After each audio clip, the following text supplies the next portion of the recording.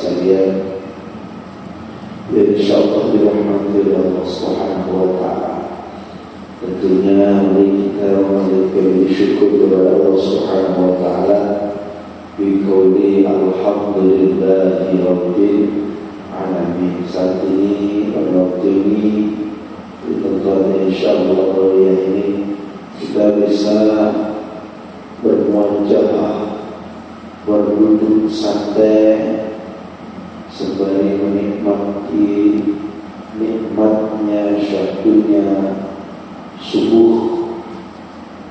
Mudah-mudahan kita yang hadir di sini diberikan rahmat dan ma'unah dari Allah Subhanahu wa taala. Semua hajat-hajat kita semuanya dikabulkan oleh Allah semuanya. Berikan anak keturunan yang salihin, salihah, istiqomah dalam ibadah, insyaallah husnul khatimah. Amin ya rabbal alamin. Sallallahu alaihi tetap tercurahkan kepada baginda kita Rasulullah Muhammad sallallahu alaihi wasallam. Sallallahu alaihi Nabi Muhammad.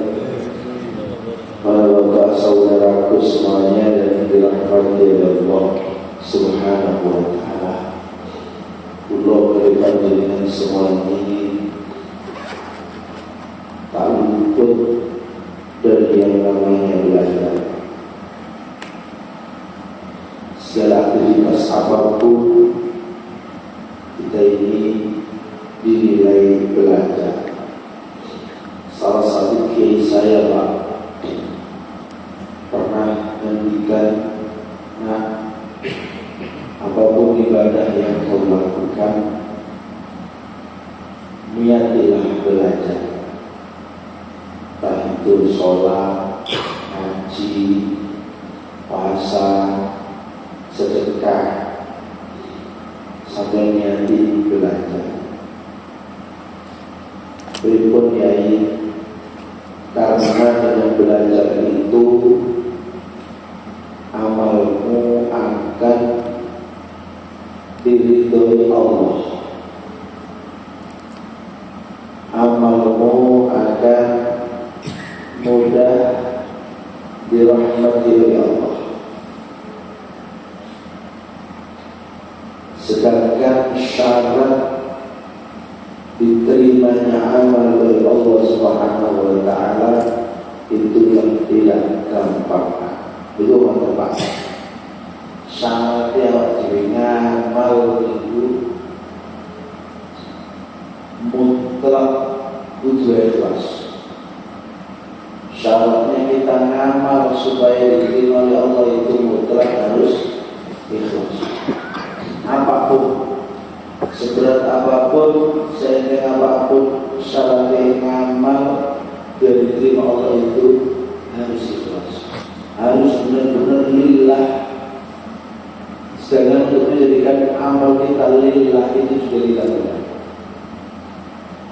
Sholat, syarat mutlak untuk diterima oleh Allah itu harus lillah.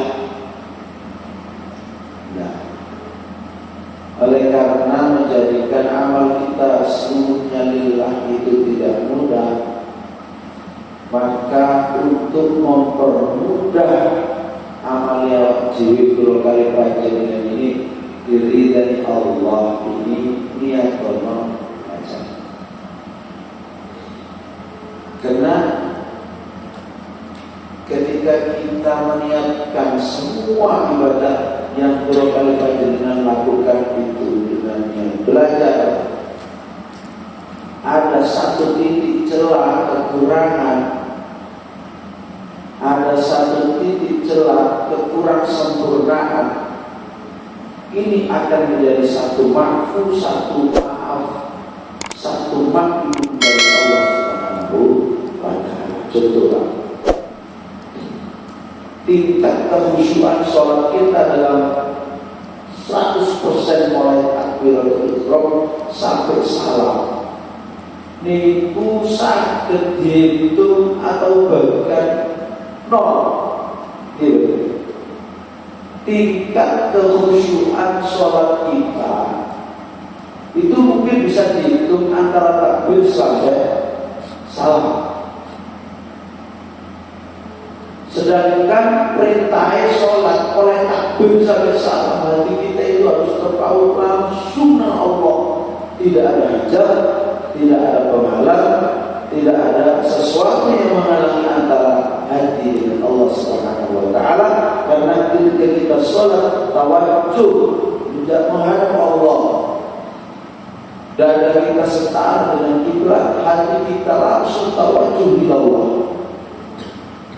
Sedangkan menjadikan hati langsung dengan Allah ketika kita sholat itu sangatlah sulit. Kenapa? Karena satu, mungkin banyaknya dosa, sehingga mengkoneksikan hati dengan Allah itu sangat sulit. Nomor dua, tidak terbiasa berkonsentrasi langsung tawajuh Allah. Makanya kenapa sih para keke kita itu, para musyrik kita itu memberikan satu tuntunan zikir-zikir ringan, zikir-zikir setelah sholat, itu untuk melatih akal pikiran hati langsung tawajuh ila Allah. Sedangkan di dalam sholat antara takbiratul ihram sampai salam, mungkin presentasinya kecondongan kita kepada Allah itu mungkin ini, walaupun ketika melakukan panggilan sholat sangat terlihat khudu, sangat terlihat santai, sangat terlihat sangat menghayati. Tapi mungkin itu hanya berapa persen aja. Nah, untuk mendapatkan nilai makbul, nilai diterima sholat, kalau khusyuknya hanya beberapa persen, itu sangat berat. Beda dengan seseorang yang diniatkan satu ibadahnya dengan niat belajar. Ini kisah maksud kali bahaya ini. Kalau kita belajar, orang kurangi, orang salai, itu masih dimaklumi. Wong karena masih belajar. Maka tidak berhenti untuk belajar itu adalah solusi untuk mengamankan semua amalan-amalan yang telah. Wa mu'minun falanuhyiyannahu hayatan thayyibah wa lanajziyannahum bi ahsani ma kanu ya'malun. Quran juga itu. Dari setiap banyak kita baca Quran, mungkin antara paham terus mengamalkan isi Al-Quran itu mungkin masih jauh dari kata sempurna. Gimana boleh? Aktif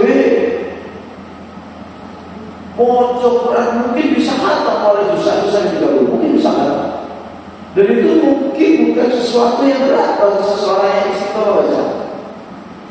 Tapi untuk mengamalkan satu lawan kalimat sehingga terdengar Al-Quran, belum tentu bisa kita istiqomah. Contoh. Mungkin ini sering kita baca Bismillahirrahmanirrahim. Kalau menurut Syafi'i, Bismillah ini masuk dalam kategori Fatihah. Maka di dalam salat kalau mereka dengan wajib untuk Bismillah. Contoh, Bismillahirrahmanirrahim.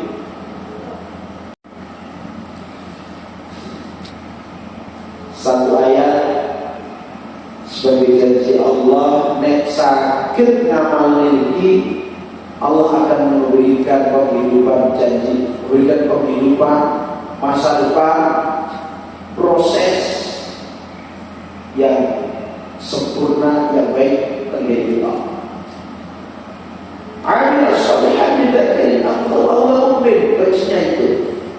ngelakuin perkara rapi, wa huwa mu'min dasar iman. Fala nuhyiyannahu hayatan thayyibah. Jadi Gusti Allah tak kasih kau kehidupan yang layak, tak kasih kau kehidupan yang baik, tak kasih kau ekonomi yang baik, tak kasih kau keluarga anak turun yang baik, dan pembalasan lebih baik daripada apa yang kau lakukan. Melakukan sesuatu amal soleh dengan iman, dengan keyakinan penuh, ini tergantung bagaimana nilai keimanan kita saat ini. Dengan belajar akan menjadikan satu komposisi yang awalnya mungkin nilai keikhlasan ini tidak terbentuk dengan sempurna, kemudian terbiasa terus dipompa, akhirnya menjadi sesuatu yang lebih sempurna dari sebelumnya. Insya Allah akan menjadikan satu nilai di hadapan Allah Subhanahu wa Ta'ala, bahwasanya keimanan kita itu bisa tertanda dengan baik. Sallallahu alaihi wasallam.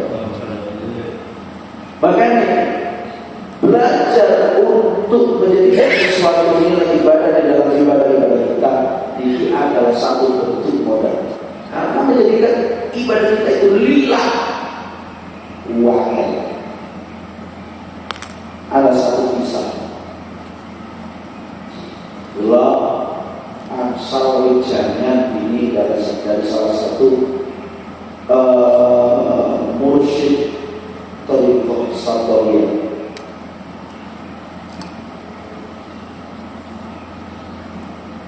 Beliau ini salah satu guru saya.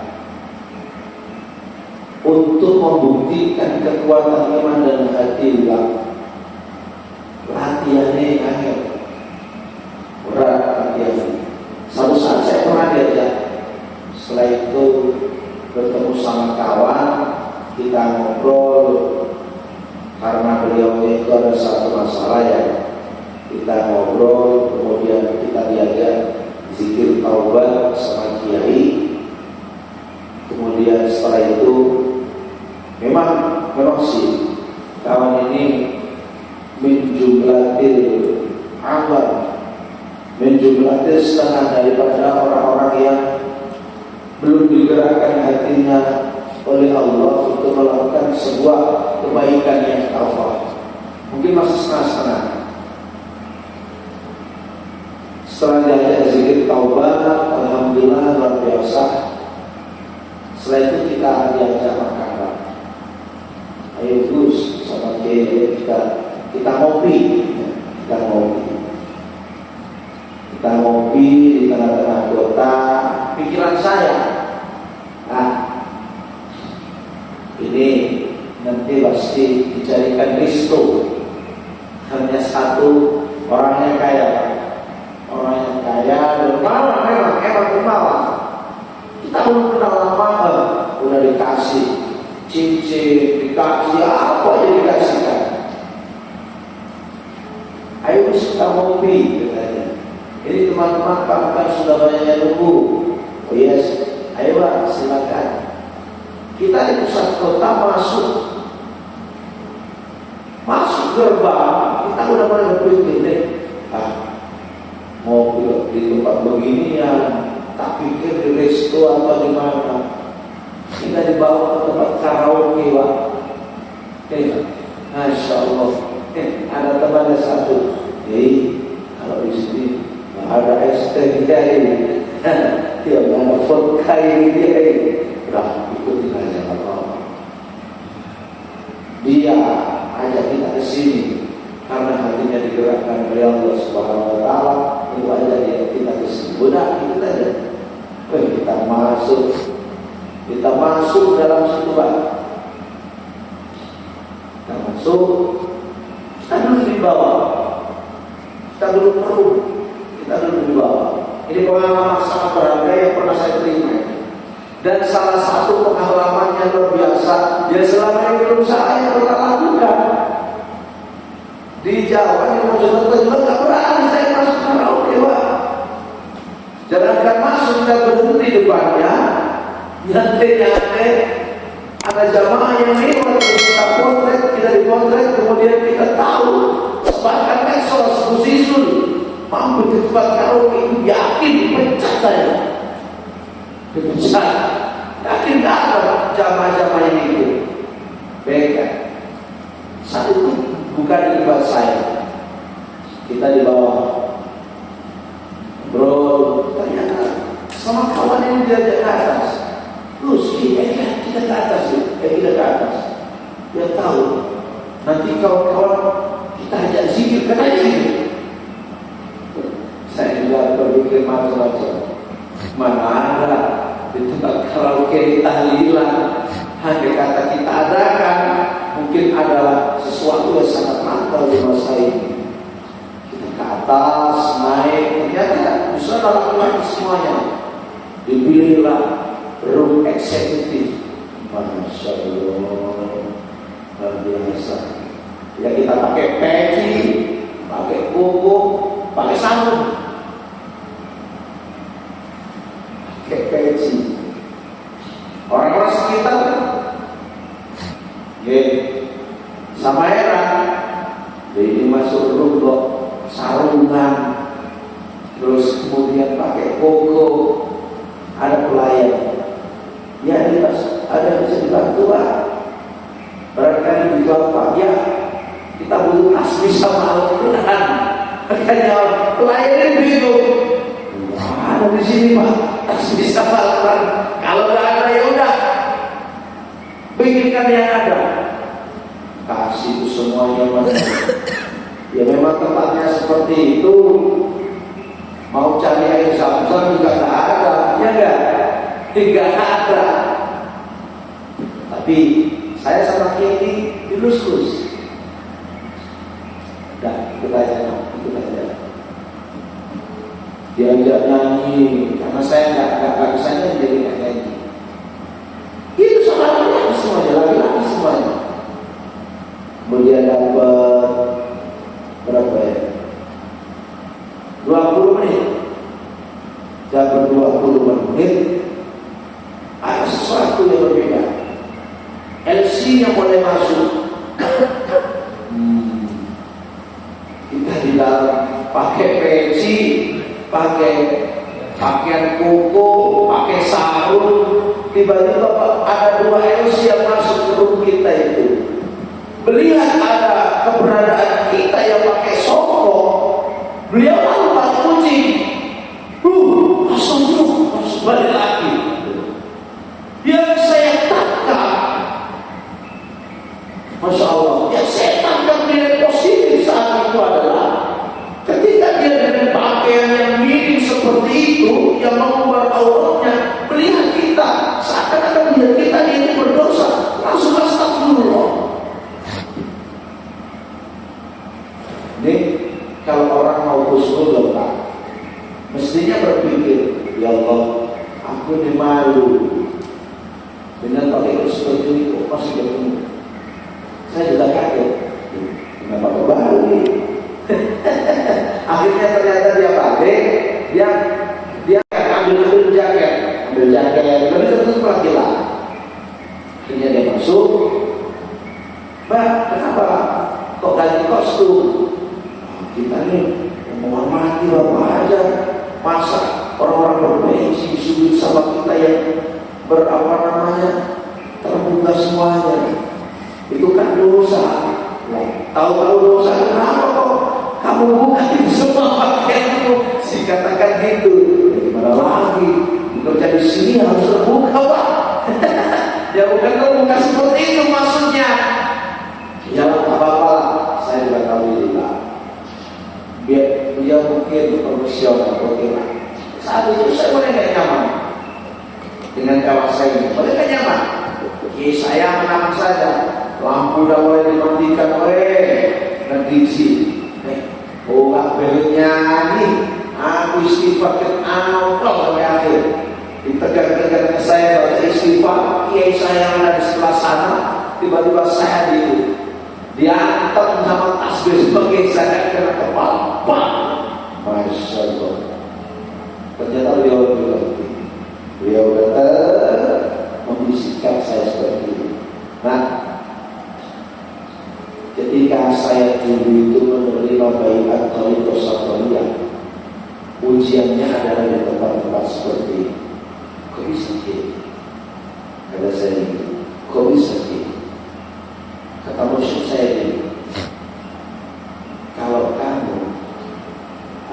bisa menemukan Allah di masjid saja.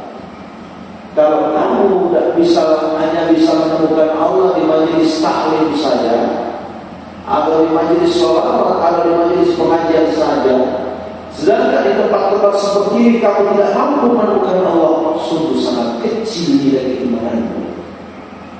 Masya Allah.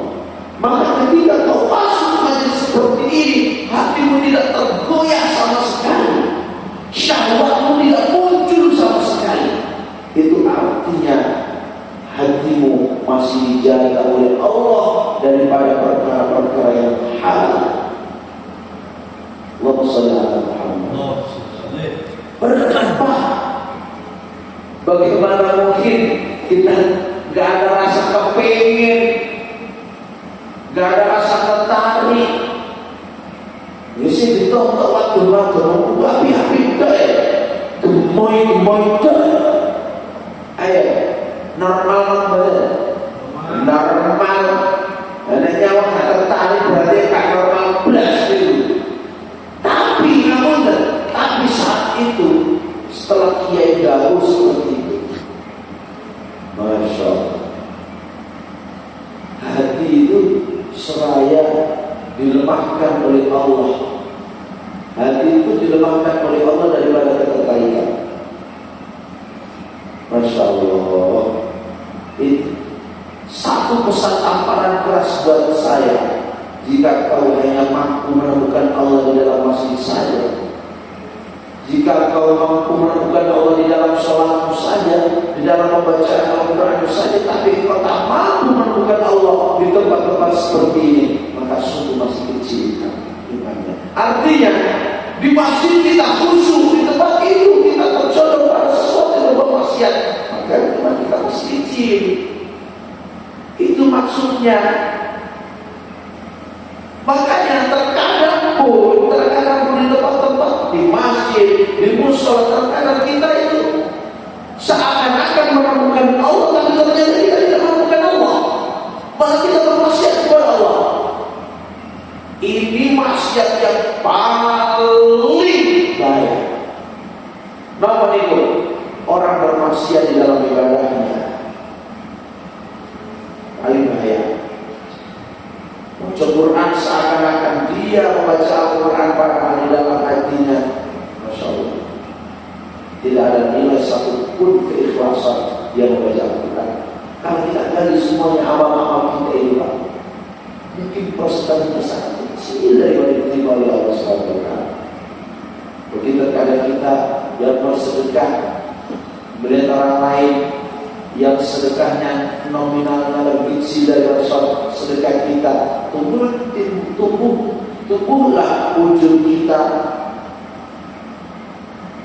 Terus bagaimana dengan nilai ikhlas itu? Sedangkan masih di dalam tubuh kita ada ujung, masih ada bangga terhadap sedekah sendiri. Nominalnya kejadian tidak apa-apa. Berkata sedikit seperti itu kata Nabi Muhammad, dan nafsu ala amal salih faqad dhalla syukru wa habita amalu. Itu salat jamaah tak pakai oblian. Sallallahu. Tadi ada yang sebut ini jamaah tak pakai oblian, sedangkan aku pakai oblian. Siapa dia? Menhamid dan nafsu ala amal salih. Siapa orang yang memuji dirinya sendiri ala amal salih, atas amal ibadah saleh yang dilakukan, faqad dhalla syukru wa habita amalu, maka sungguh tersesat rasa syukurnya dan terlebur amalnya. Biasakan ibadah salat sunnah qabliyah, padahal dia bermaksiat di dalam ibadah itu. Apa? Wujudnya itu yang menjadikan maksiat di dalam ibadah. Itu pentingnya sufi di dalam sebuah syariat. Sufi tanpa syariat ya zikir bahaya. Syariat tanpa sufi kurang masuk, ibarat masakan kurang pas, kurang gurih. Sholat aja, zikir aja, tidak ada tasawufnya. Ya seperti itu. Tasawuf tanpa syariat bahaya. Belajar ikhlas, tapi nggak sholat, ya kan? belajar khusyuk, tapi nggak pakai ruku, layak. Maka tasawuf syariat dan tasawuf ini kita belajar. Makanya di dalam kalimat mari kita terus belajar di dalam ibadah-ibadah kita, itu adalah satu bentuk tasawuf yang kita terapkan di dalam syariat kita. Bapak saudara, Allah selalu meridai langkah-langkah pulau kalimat dalam semuanya. Yang paling enak itu memang ibadah itu hanya belajar.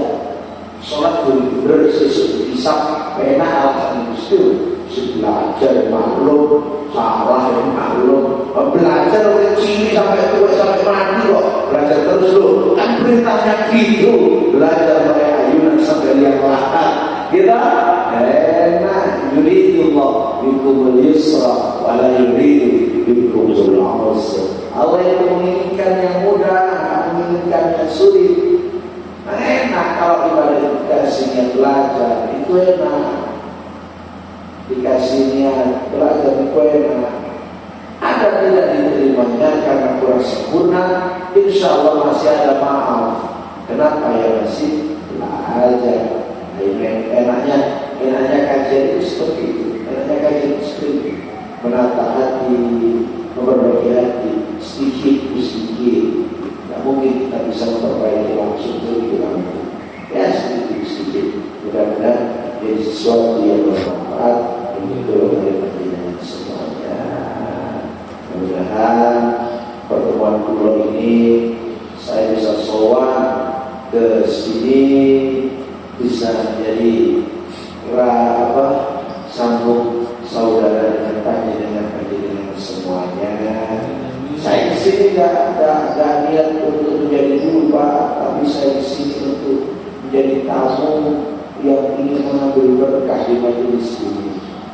Karena saya tahu saya bukan orang lain, saya tahu ilmu saya mungkin 0,% ada sampai 1%.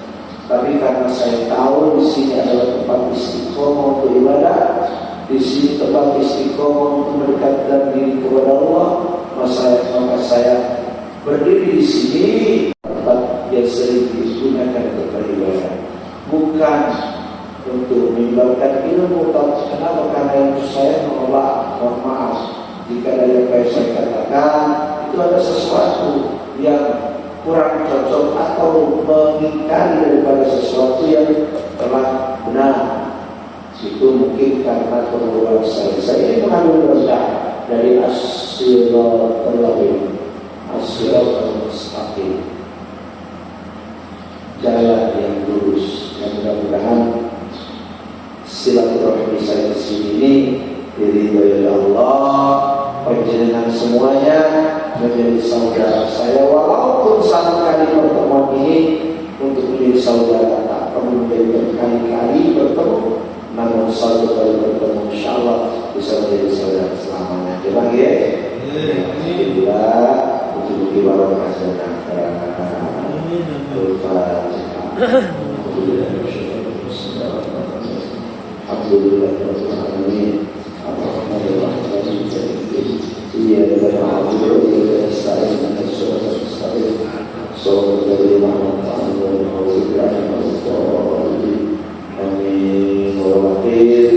mohon maaf sebesarnya.